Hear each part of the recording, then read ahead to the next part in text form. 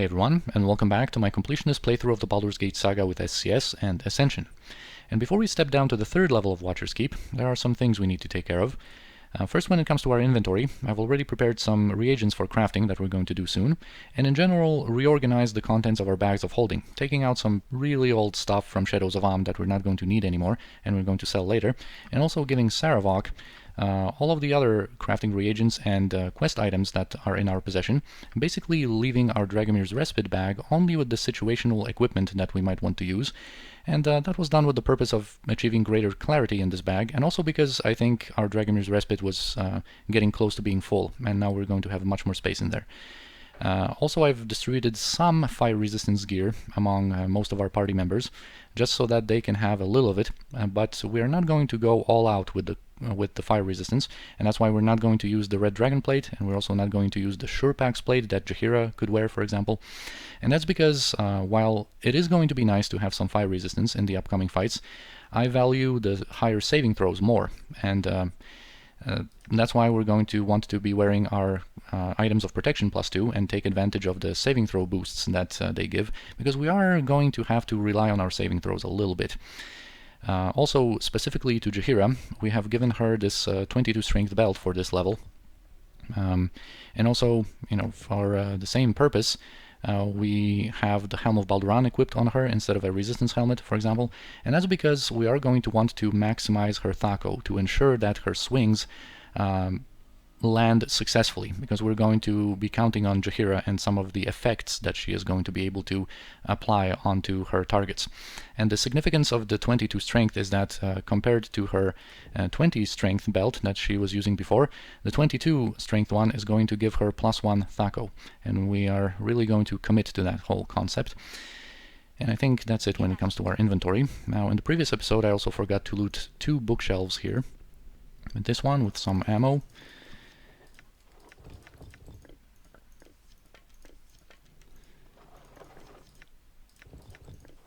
And we're also going to send Saravok to this one to retrieve our last Lum the Mad note from this level.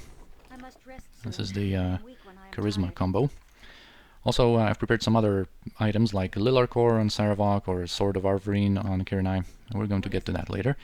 And now we're going to go outside, actually, because from now on, every level of Watcher's Keep is going to have a portal leading us directly outside of Watcher's Keep, and also, somewhere another one that is going to allow us to advance to the next level. And here we're going to be able to showcase how that works, and we're also doing this because I want to do some trading with Sister Garlena. I'm also going to have to deal with a lot of these fade-outs and fade-ins. Also, Saravok is no longer going to be capable of shapeshifting into a rat before we rest. So yeah, here are the different exits from Watcher's Keep, and there are some more over here.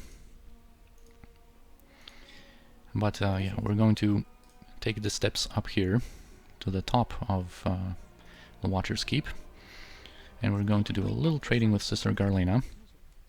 Directly into Saravok's bag of holding, we're going to buy this short sword of mask, because this is a upgradable weapon.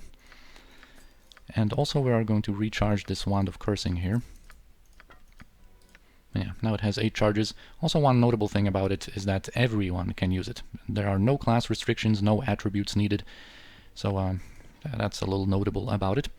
And now, since we have one more bag slot, let's already take out the equalizer that we're going to use soon. And now we're going to teleport into our pocket plane and do some crafting. I've also reworked our spells in between episodes a little bit, but with the newly obtained items that we're going to have in a second, we're also going to apply some final touches when it comes to our spells. And yeah, now let's talk to our butler. Suspinor gladly serve the Great One. Ooh! Ah, the flail of many heads it is. Ouch! Ooh, wrong head. Yeah, now that we have obtained the poison head, we can attach it to our Flail of Ages and upgrade it to a +4 weapon. And basically, I think once we get the last head that deals electricity damage, I am going to fully elaborate on the decision that we're going to have to make later on, whether to upgrade the Flail of Ages to +5 or not. And I think we're going to elaborate on those items we're crafting once we have all of them, so let's continue here. Cespinar gladly serve the Great One. Ooh! It seems you has lots of junks in here. Needs junk drawer. That is true. But yeah, now that we have the Circlet of Netheril, we're going to be able to combine it with the Bronze Ironstone and receive a nice item. Stands back then. Never used this recipe before. Could be messy. Enjoy. Cespinar gladly serve the Great One. Ooh! Yeah, nice helmet. Hey, wait, I knows this one. This is about the Helm of the Rock and the 2 horns that we've obtained on level 2. Okay. Stands back then. Never used this recipe before. Could be messy. Enjoy. Cespinar gladly. Ooh! Okay. Maybe I have something here. By the way, I organizes all your shoes, okay? And now we're going to be able to have the Oaken Ring and the Nymph Steer and use all that to create the Heartwood Ring.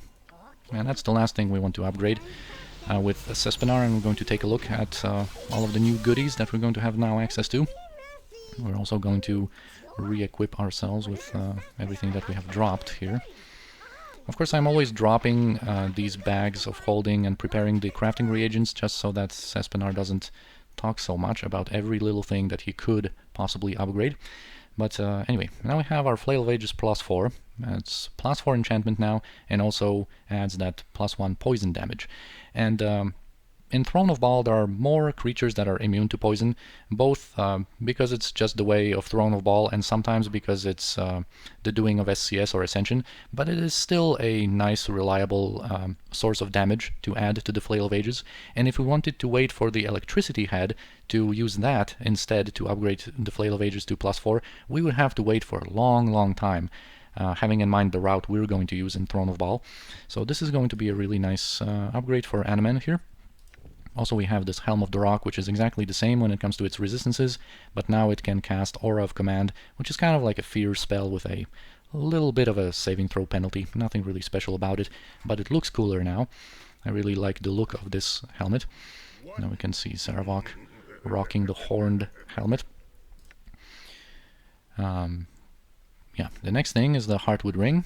That is going to allow Jaheira to finally have more level 7 memorization slots, and an extra 6th one as well. So that's going to be very, very nice, especially considering her very slow druid progression. And next up we have the Circlet of Netheril, which is now going to also provide an additional level 8 wizard memorization slot and add 10 hit points to the health pool of the wearer. And this is actually going to be very significant for Imoen in the context of the upcoming fight, because the major fight of this episode is going to be about against a bunch of demons that we will not be able to pre-buff with spells against. And among them there are going to be 3 Glabrezu demons, and all of them can cast Power Word Stun. And Power Word Stun doesn't work on targets that have 90 or more hit points. And before, Imoen only had 85 hit points, but now, thanks to the Circlet of Netheril, can go up to 95. So if we manage to keep her at 100% hit points, she is going to be able to be immune to that kind of effect, and we're not going to have to worry about it. Also, we have some level ups to do. Yeah, those are all of the items. So let's do the level ups. Level 18 fighter for Jaheira now, and that is going to give her a nice Thaco boost that we need, and also a proficiency point. And the choice here is either to get the 2nd point into slings, which is a nice point, going from just proficiency to being specialized. It is very nice, but I think I am going to do the unthinkable when it comes to me, and I think I am going to spend it into 2-weapon style. And that is because Jaheira, of course, now is very, very committed to dual wielding and basically never uses her sling anymore. If this was like halfway through Shadows of Amn, if we were in this situation, I would go for slings, certainly. But now I think we are going to place this 3rd point into 2-weapon style, even though it only brings a +2 Thaco benefit to her offhand, which of course only attacks once per round or twice with improved haste, and also having in mind the increasing amount of creatures that are going to be immune to +2 weapons, this offhand strike is not even going to be effective sometimes, but it's still going to be way more of a benefit than giving that point into slings, which is, again, a weapon that she basically never uses anymore. So, yeah, even though I dislike spending the third point into 2 weapon style, I think this is for the best. And also, her level up is just in time, because we're going to be able to pick up Smite. When it comes to fighter high-level abilities, there is this line of abilities with a power attack, critical strike, and then we can unlock Smite. And power attack carries the chance for Jaheira's attacks to stun the target. There is this save versus death with a -4 penalty allowed to avoid being stunned. Critical strike, of course, makes her crit with every attack. And then Smite kind of combines the effects of the previous 2 abilities and also adds knockback, but the most important thing about it is that it allows no save. So if a creature is susceptible to stun and Jaheira successfully lands her attack on that creature, it will be stunned. No questions asked, no opportunity to avoid that, and that is going to be very, very significant in an upcoming fight. Very nice. Now, Yakman is actually going to get an additional level 7 memorization slot, and we're going to rework our spells in a moment. Kirinai is going to become a level 32 thief. I fumbled there a little bit. And it is going to also give her a proficiency point. And like I said before, I think we are going to use her 2 remaining proficiency points in the game to actually go and achieve Grand Mastery in longswords, instead of using them to get 2 points into quarter staves, for example, and having 1 point spent into two-handed weapon style so that she could crit more with quarterstaff backstabs. And of course that would be a viable route, because we have the Staff of Striking, and we're going to have later on the upgraded Staff of the Ram. And those are powerful backstabbing weapons, but I think we're going to get more of an overall benefit by going into Grand Mastery in longswords, because we already have the Answerer, and soon enough we're going to get Angur Vadal from Watcher's Keep that we will be able to later on upgrade, and by that time we should be at Grand Mastery in longswords or close to it.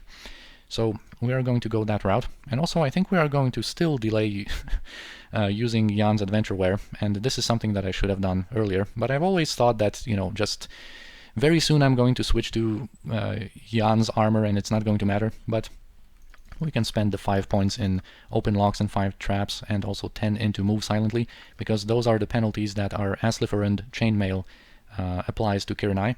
And now we're just going to avoid the very occasional failure when it comes to disarming a trap and stuff like that when it comes to Kirinai. Alright, and as for her high level ability, maybe let's get 1 exploding trap, although this is by far the least impressive of the traps, but maybe we can showcase it somewhere.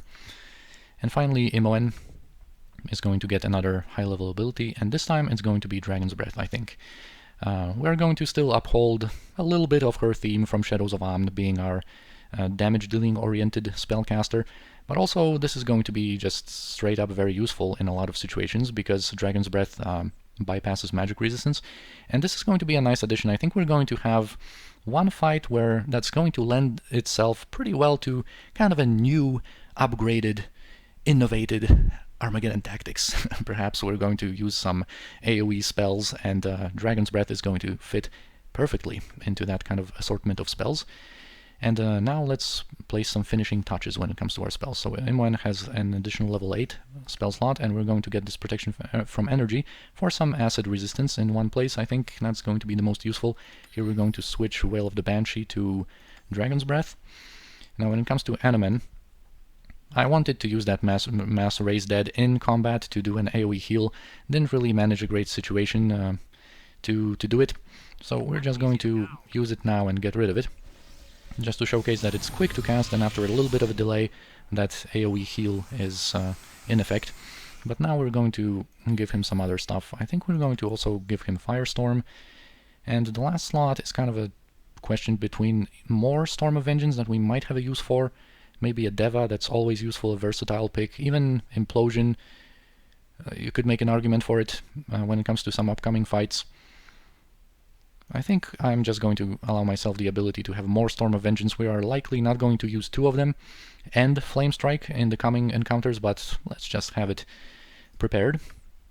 Also, Jaheira now has a level 6 slot that we're going to use on Fire Seeds, and her level 7, I think I'm going to give her Shield of the Archons to keep her safe, and I think we don't have to switch anything on Senashira. She has everything prepared.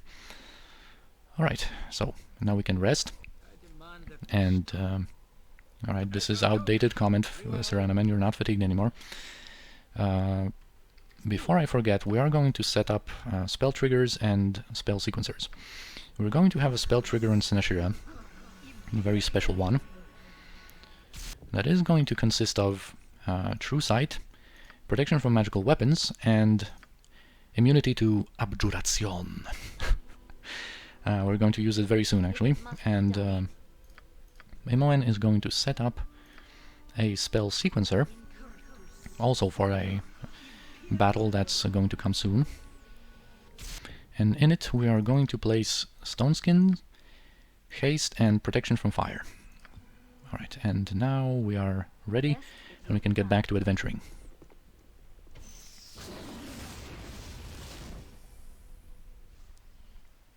What is it? Alright, here we're going to go straight to level 2. And from there we're going to advance to level 3. And from level 3, some really serious stuff is going to start happening. Watcher's Keep is going to kind of ramp up in difficulty. On level 3 we're going to spend at least 2 episodes on that level, especially considering we're already 16 minutes in. But yeah, thanks to SCS primarily, every chamber in this maze is going to have a pretty notable fight. But first we're going to meet one of my favorite characters.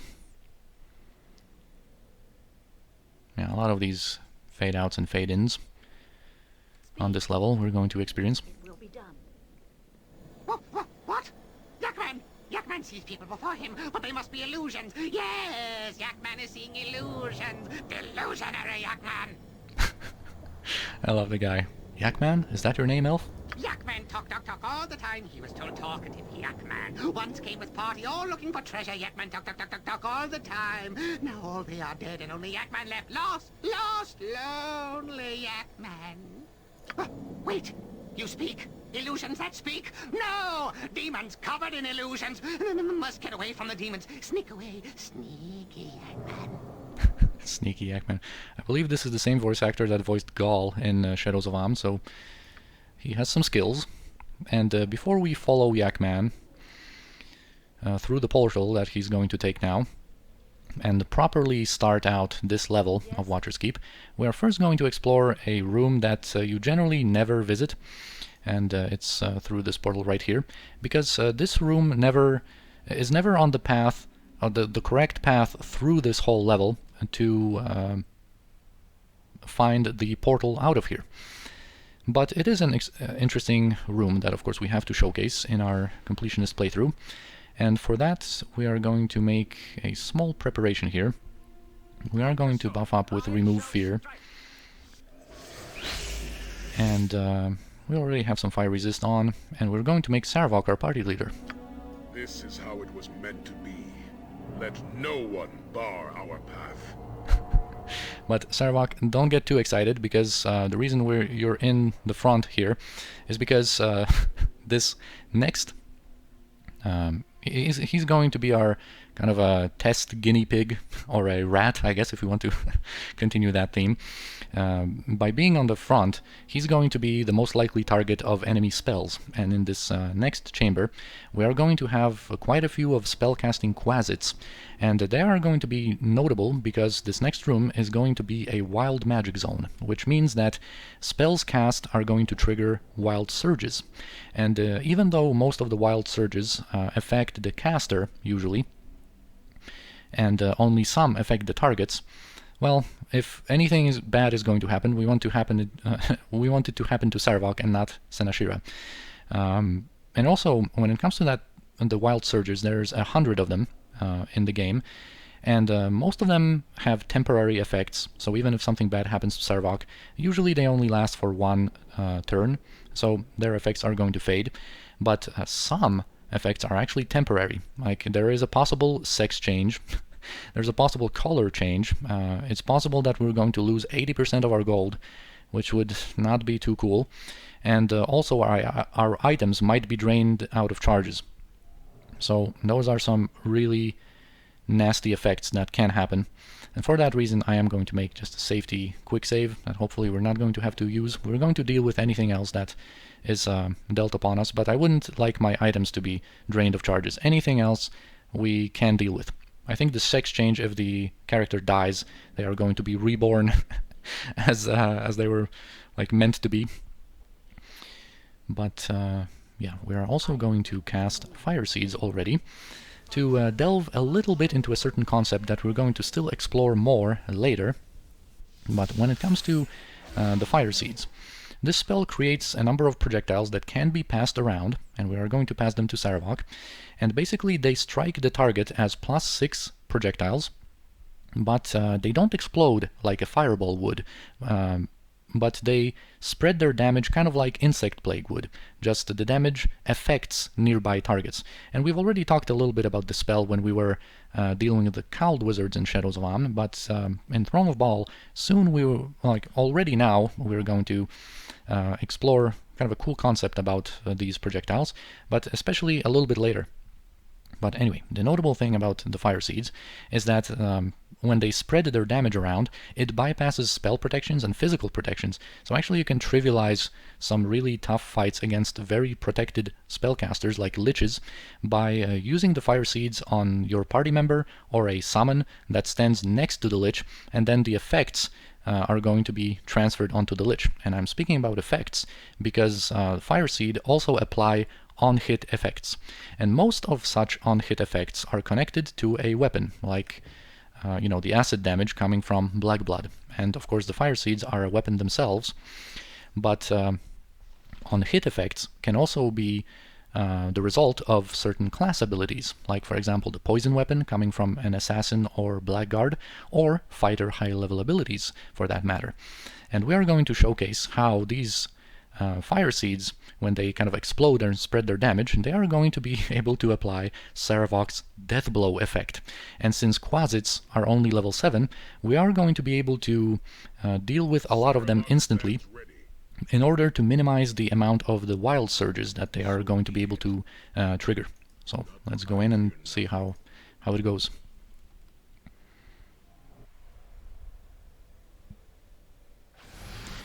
Yeah, so hey, we show wild magic game, yes? Alright, they are already casting on Saravok. Let's bring him forward. And let's use Death Blow.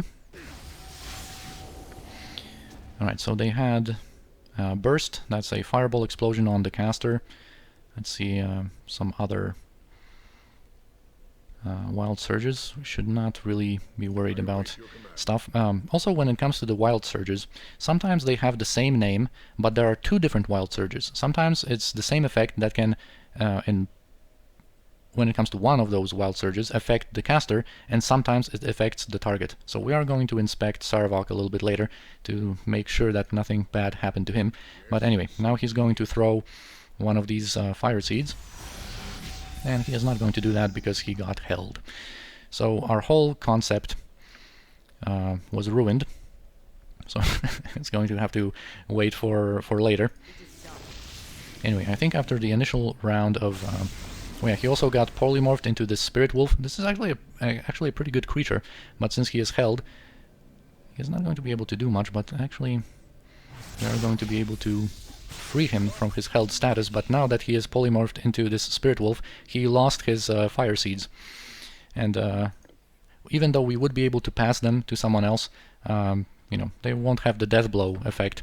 So unfortunately Saravok got into a pretty unfortunate situation, I guess, and will not be able to instantly kill these imps, but we would be able to, of course, kill them in an AoE fashion instantly, using the Death Blow property transferred to them with the Fire Seeds. But anyway, we're going to explore that concept more later with some different effects too. So not all is lost. We are going to get to that kind of thing. Alright, there are some squirrels that can happen as a result of one of these wild surges. Sometimes the Quasits are going to go invisible, which is going to be a little annoying.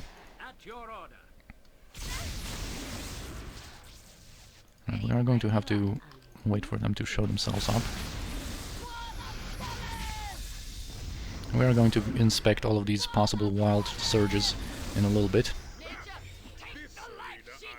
Yeah, I guess we can... Oh, the Spirit Wolf, Saravok actually used Deathbringer Assault on that poor squirrel.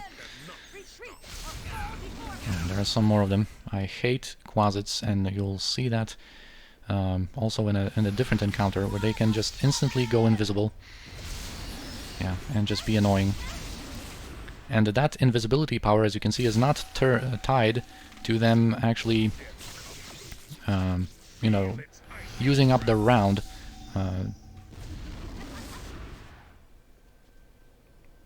It's not an ability that, you know, uses up their round, so they can also go invisible in that same round and just be more annoying. Alright, so we had a lot of effects, the shiny weapons, for example.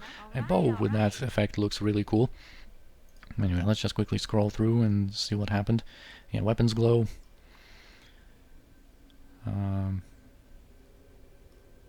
That dizzy effect, I think it only confers a Thaco penalty. Yeah, I think the Quasit here got polymorphed.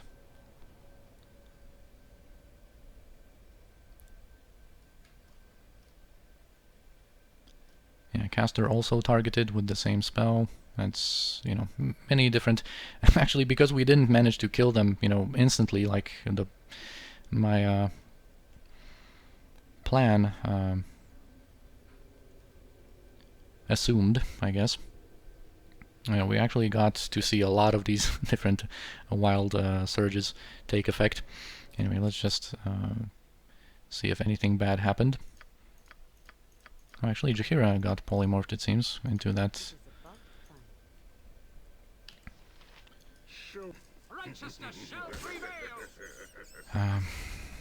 Yeah. Complete disaster. Not what I planned for at all. Let's just kill these poor squirrels, just so that they're not like hostile targets here. And we are going to have to wait out these effects, these wild surge effects, because, like I said, most of them are temporary and only last for one turn. So yeah, Saravok is back to normal already. Of course, I'm the best choice. Of course you are, Sinishira. You're our protagonist. Our protagonist. Anyway, let's just loot some of these insignificant goodies that the imps have. Without doubt. Speak your mind. And I think I'm going to just wait out Jaheira's stuff and be back in a second while we are good to go again.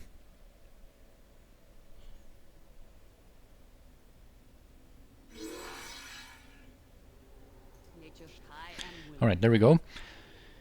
Yeah, all of the negative effects are gone. I think that dizzy effect also conferred... it gives you a spell failure debuff, but I don't think it's 100% spell failure. It might be 50%. Anyway, we are done with this room. It seems like we are pretty unharmed after all of this. And we are already going to give...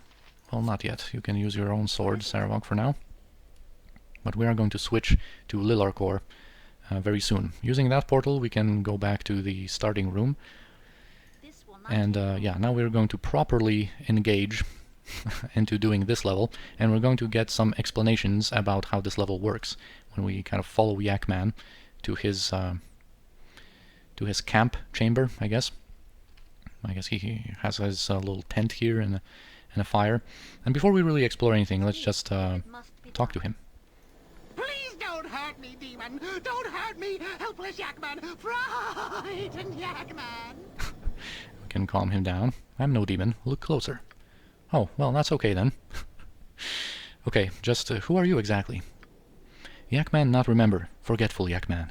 Yakman has been Yakman for so long, wandering here, he cannot remember being anything other than Yakman. Well, just how long have you been here? Yakman here a long, long time. Yakman come with friends long time ago, friends who want to look for treasure. Yakman want treasure too. Rich Yakman. I would say greedy Yakman. Friends get through things for ritual as Yakman watch. Statues come to life then, and poor Yakman escape through portal. Cowardly Yakman. Friends die. Yakman stuck here. Lonely Yakman. I guess evasive Yakman, too. So yeah, this obviously refers to the statue fight on level 1. I don't know how the chromatic demon let Yakman go into level 3, but somehow it happened. You mentioned something about demons. Lots of demons, yes. Lots of scary demons. Frightened Yakman. Yakman run away when demons close. That not so hard because demons are always fighting each other. It's a valuable clue. Why are the demons fighting each other? Some demons just hate other demons. Demons have own reasons, Yakman guesses. Yakman not mind. Being second on the lunch menu means Yakman survive. Survivable Yakman. What can you tell me about this level? Yakman run around all the time. Yakman knows this place really well. Yes, indeedy. Knowledgeable Yakman. Maze of portals. Portals lead to rooms, rooms, and more rooms. Some rooms have demons. Scary demons. Demons come through portals sometimes. Demons angry. Can't get out. Yakman no way out, though. Smart Yakman. Insightful Yakman. The way out? To the next level? How does someone get out? Yakman no. No way out, but, a way out is broken. Yakman not mean to break it, but it's broken. Stupid, stupid Yakman. What's broken? Is it fixable? Maze lead to big cavern with portal. Portal is way out. Yakman know this. Smart Yakman. But Yakman trip and break portal. Portal broken. Clumsy Yakman. Now portal broken. Demons come through portal. Demons come and be trapped in maze because portal broken. Portal must be fixed with rod. Yakman knows. What rod are you talking about?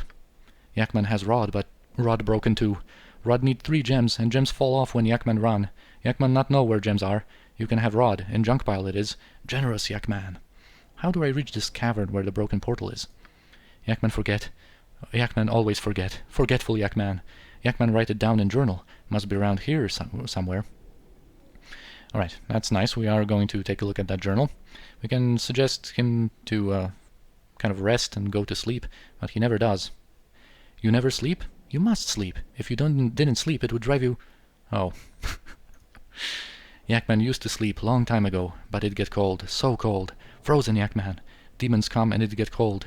No sleep make Yakman go crazy. Yakman knows. Crazy Yakman. You can sleep now if you like. I'll guard you. Yakman's stupid, but not that stupid. I could destroy the demons around here, then you could sleep. That would be nice, but more demons would come. More demons always come. This Yakman knows. Anyway, we are going to explore the room a little bit before talking to him a little bit more. Yakman wait here then. Yakman keep watch for the demons. Paranoid Yakman. Well, not really paranoid since demons really come. Oh yes. Careful Yakman. And yeah, although he is a very funny character, one of my favorites, we are going to be able to cure his madness by using the heal spell that Adaman has. So let's do this now.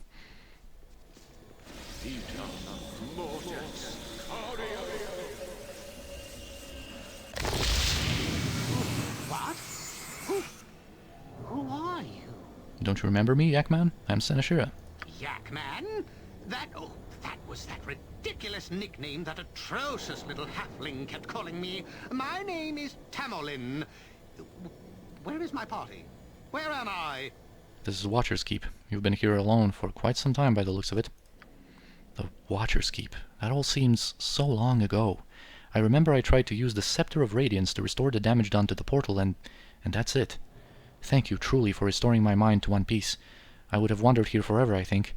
I must get out and return to my life, whatever is left of it. Is the level above clear? Yep. Then I shall go through the entrance portal and leave. I do not know why I didn't before. Too afraid, I suppose. I cannot thank you enough, my lady, for freeing me. Fare you well. That's actually pretty weird, because this portal over here leads you directly outside of Watcher's Keep. So he could have used this one, but anyway, I guess we're going to forgive him that mistake here. Or be kind of understanding about his choice here. Here we have Bard's Gloves, which is another crafting reagent that we're going to use soon. And here we have to disarm a trap before we'll be able to loot this junk pile. And here we are going to have the journal, the Scepter of Radiance that he mentioned, and some other junk.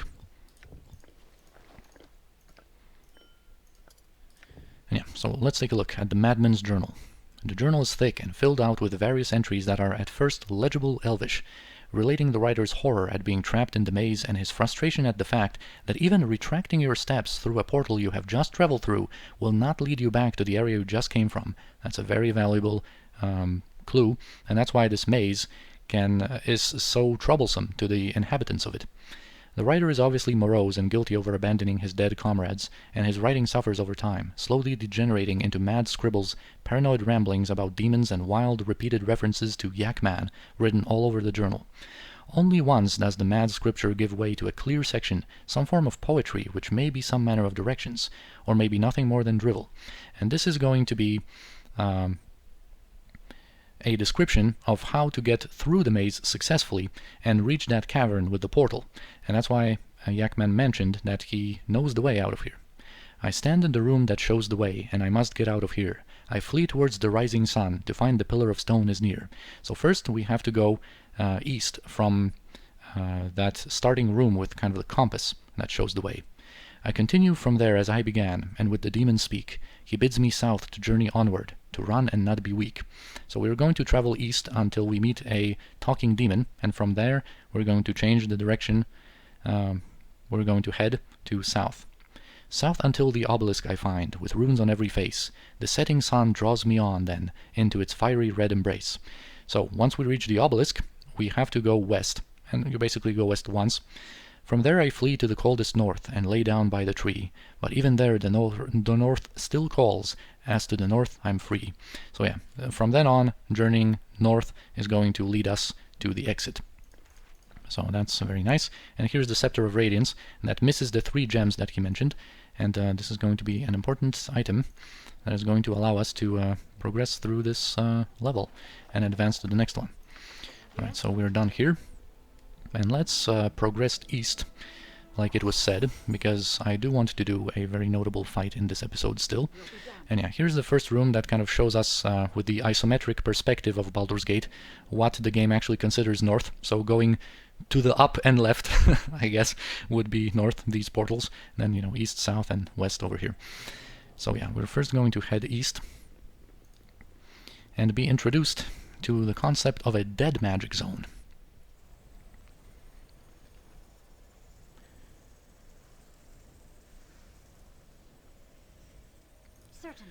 I think there's sometimes a line describing that basically it seems like all magic is dead in this surrounding area, and indeed it is. We get this 100% spell failure debuff that is going to prevent us from casting anything, and also if we had any magical buffs, they are now dispelled. We don't have our remove fear.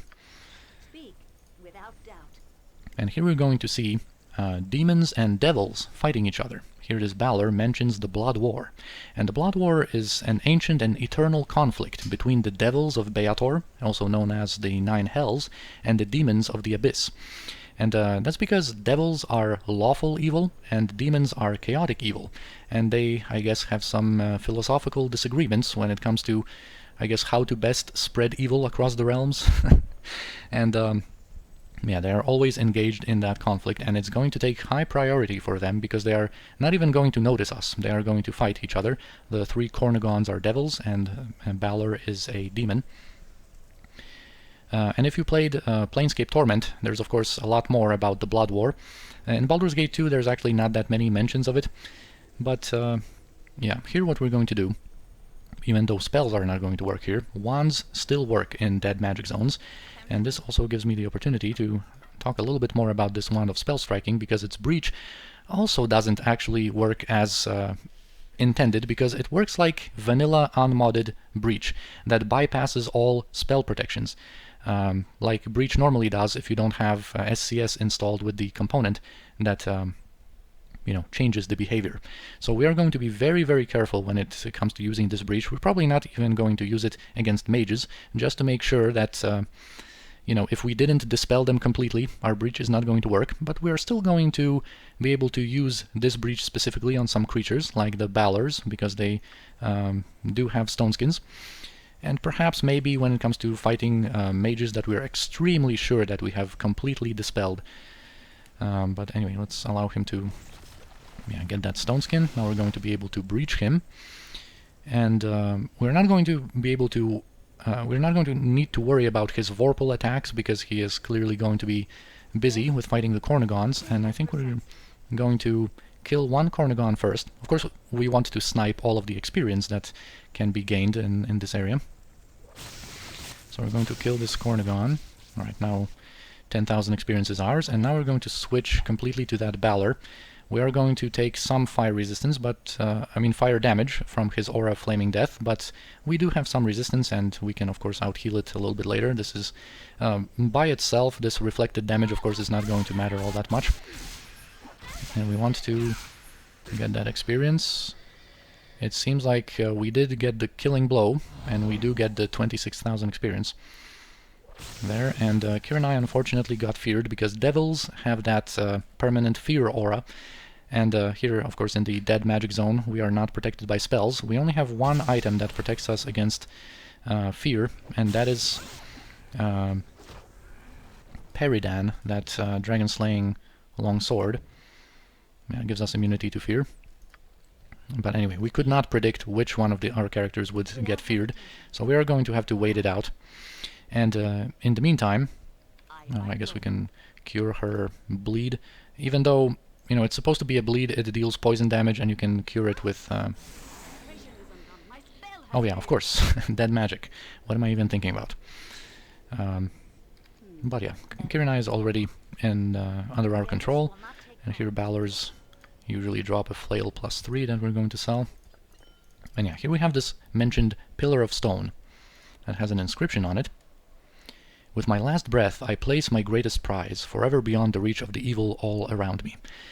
And basically, you have to be of a very specific alignment to be able to obtain an item from here, because even though the inscription mentions evil, and Senashira is chaotic good, the rock is solid, and she can do nothing about it.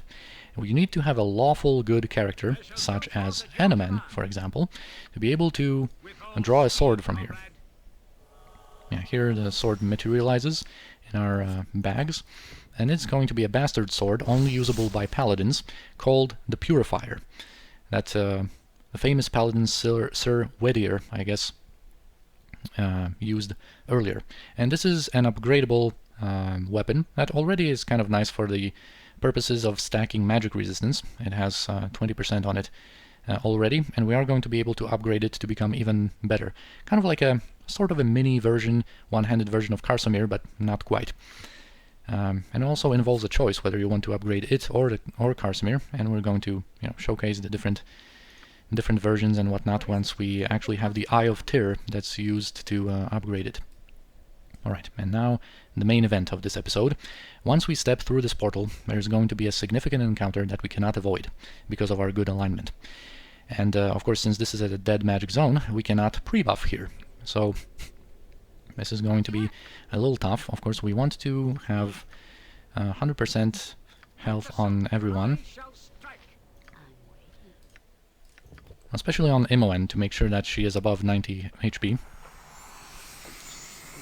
Anyway, we are also going to change some of our equipment. We are going to equip the Equalizer in the offhand of Senashira, because this gives her the immunity to Charm and Confusion, which is going to be relevant, and for the same reason we are going to use Lilarkor on Saravok for the same immunities.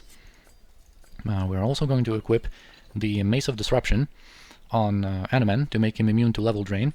Senashira is immune through the Amulet of Power, and we are going to leave this Amulet of Power on her. We are not going to equip the Rune Hammer in her main hand.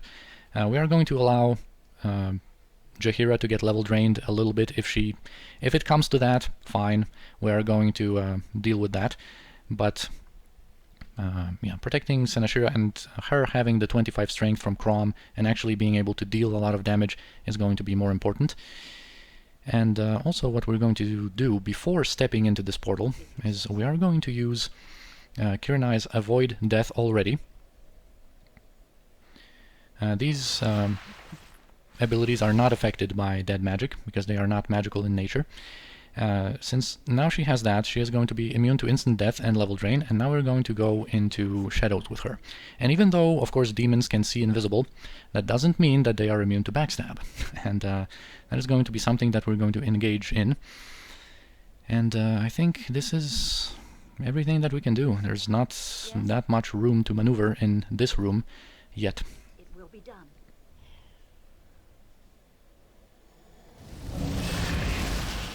What are thee, mortal? Another fleshling drawn from the plains into this prison of the Tanari? I do not smell the blood war on thee, mortal. Speak quickly, or suffer our wrath. Hey there, demons. It's me, ya boy.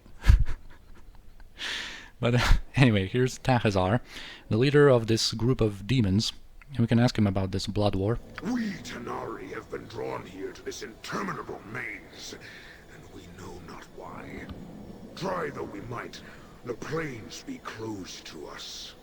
Our ancient foes of the Blood War, fiends of BG2, are in this maze as well. We have little doubt that it is their machinations which have trapped us here. Their destruction will free us, I be sure. And we're also going to meet a group of devils that are going to suspect the demons being behind this entrapment.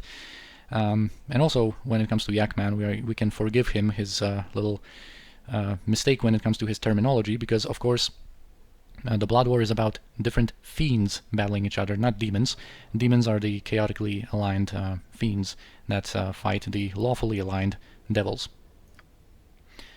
Yeah, but the BG2 be strong indeed. It has been a challenge to... perhaps thou, mortal, might... Nay, thou hast the stench of order and good on thee. Best to kill thee now and be done with it. So yeah, because we are good aligned, he is not going to entertain that possibility of actually working together with us. If you are not good aligned, and I think you also cannot be lawful, he is going to offer you a quest, I guess, to bring him the heart of the leader of the devils that we're going to meet later in this dungeon. But of course, since he smelt the stench of good on us, then this is going to become a fight straight away. And now, as you can see, let me just shift in my chair a little bit. Things are about to get serious here. Need to get positioned correctly. As you can see, we still have that spell failure debuff on us, and this is a little bit random. How many seconds it's still going to stay on us. It is going to, in a matter of a round, it is going to disappear from us. But, you know, of course, the faster it does, the better for us, because we do want to use some spells. Anyway, so here we have a... let's talk about our enemies. So we have Tahazzar, which is a Baldur, with all of the standard Baldur abilities like Firestorm. Now Baldurs in Throne of Bhaal actually have Implosion on them as well. His Vorpal attacks, remove magic, you know, symbols of stun and death. He has Domination, all that usual Baldur stuff. We also have 3 Glabrezu, that of course can cast Mirror Images. They can also cast Remove Magic, and they can cast that Power Word Stun that we want to avoid at all costs. Then there's this Succubus that can drain levels with her attacks and can cast Charm. And then there are some Quasits that are generally just annoying. There are going to be 2 Morezi demons that are going to show up, and they can cast Cloak of Fear. So there is a little bit of a reason to cast Remove Fear, but perhaps not right away, but as the second cast of Yak Man, I think. And they can also paralyze on hit. And finally, we have this Yoklol, who is basically... these demons are the handmaidens of Loth, and they are basically ooze creatures that can take the form of a humanoid, like the Drow priestess, and that's how we are always going to see them in Baldur's Gate, but in the lore they can also take the form of a spider and a gaseous form, or gaseous form. Anyway, she's kind of like a Drow priestess. She is going to have some spells, like Domination, and I think she summons some stuff, and can have Unholy Blight. Anyway, this is going to be a little unfortunate situation, because of course we are not protected by almost anything, aside from the different effects that we can get from our gear. But we do have a little ace in our sleeve, and that is going to be Jaheira's Smite. We are going to use that, and I think on Sarawak we are going to use the Whirlwind attack. And of course those abilities, since they are fighter high-level abilities, they are not going to be affected by their spell failure debuff.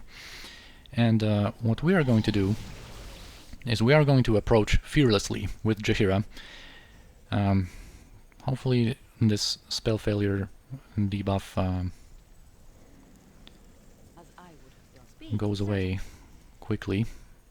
But anyway, I think since this Glabrezu is already hostile, we are going to target him with Yak Man and Senashira. We are going to progress a little forth with Kirinai. We are going to stay in stealth for a moment. And I think Saravok also is going to aid us in the task of killing this Glabrezu. Alright, spell failure is still on us, but Jaheira is going to approach Tahazzar directly. And unfortunately, since that spell failure debuff is still on us, we cannot quickly cast Death Ward on Jaheira from Anaman, so we are going to risk instant death on Jaheira for a moment. If everything goes well, this is not going to be too bad. And yeah, let's continue attacking that Glabrezu, and let's bring Imoen forward so that those Morezi that are going to spawn in the back are not so threatening to her. Yeah, Yoklols and the Morezis also have improved invisibility. That's why we have True Seeing in our spell trigger on Senashira, and also this is going to help with the mirror images from the Glabrezu if they decide to cast it. Anyway, Jaheira, did you manage to land a hit on Tahazzar here? Yeah, she did. He is immune to knockback, but he is stunned now. And this is very, very important.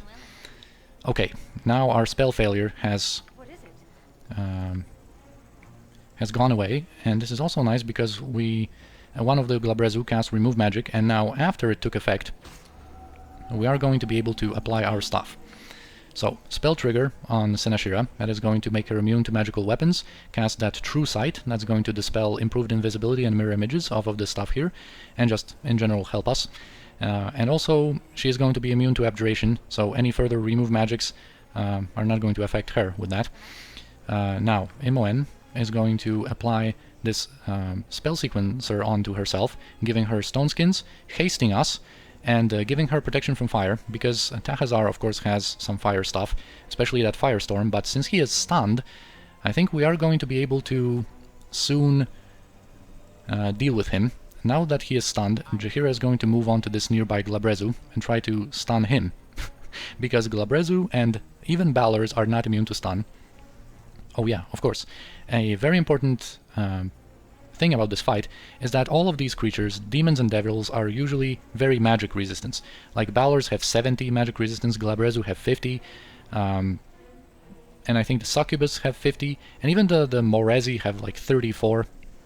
Yoklols, I think, have 50. So yeah, affecting them with magic is not reliable at all, but we can affect them with a fighter ability such as Smite, and take advantage of the fact that they are not immune to stun. Anyway, let's see how we're doing. This Glabrezu is almost dead. Oh yeah, now the Morezi spawn.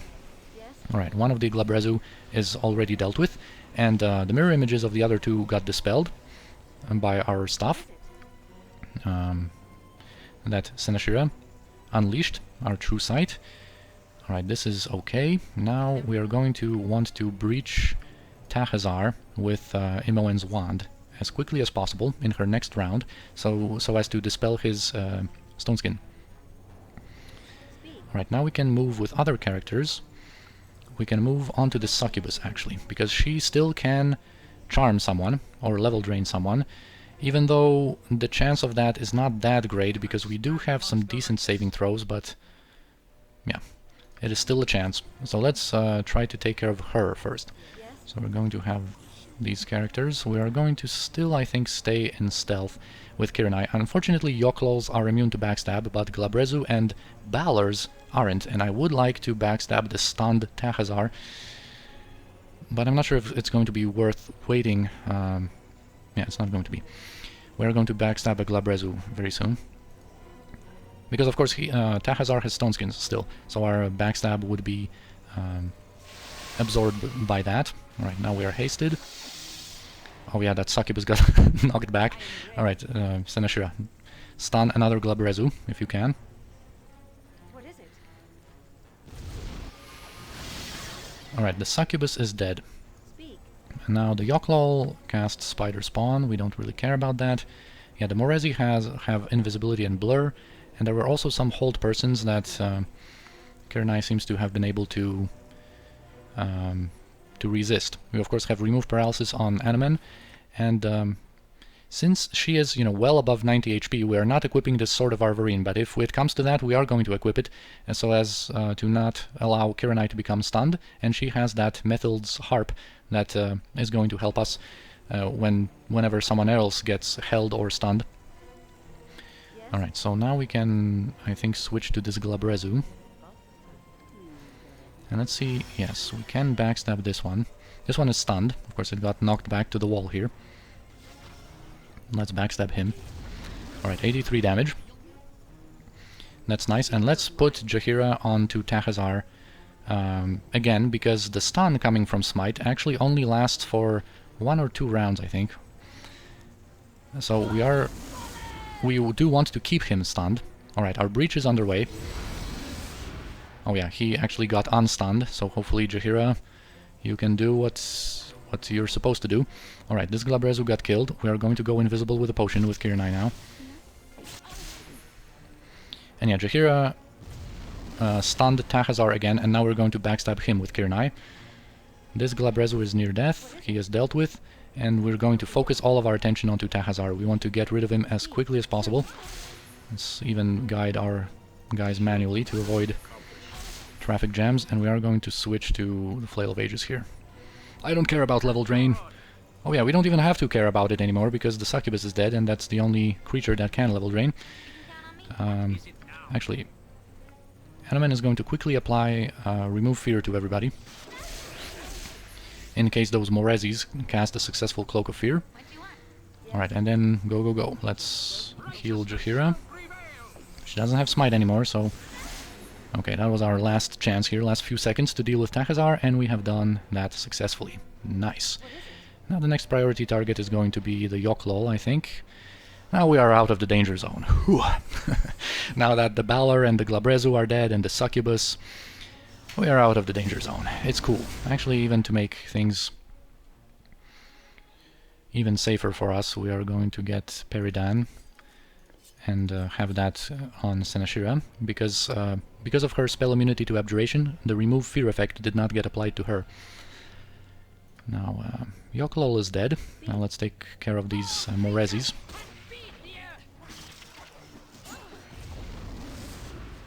Alright, and now we only have these... Okay, Sword Spiders, some Animate dead, Skeleton that dies in one hit at this point. And yeah, we have these stupid, annoying Quasits that can just go invisible so much. But now that we are hasted, we have a lot of damage at our disposal. The situation is different from our wild magic zone there. We still have the ticking True Sight. Should be able to just quickly get to them and apply some damage. That is going to just finish them off.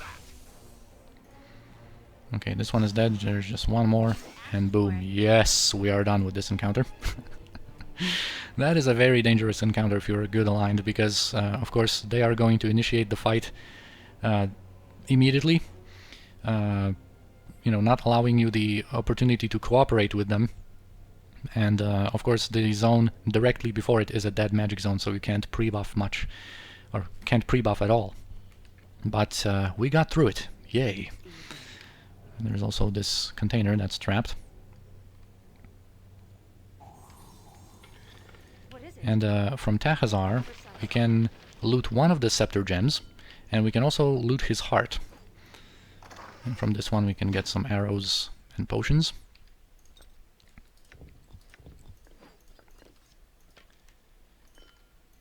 This is going to go to the quest item pile. And yeah, we've been successfully able to get through this encounter. That's always an iffy one, if, depending on how things go, but it went well for us. So, for now, we are going to leave here and leave the rest of level 3 for the next episode. And as always, I thank you for watching. Hope you enjoyed this one, and I'll see you next time.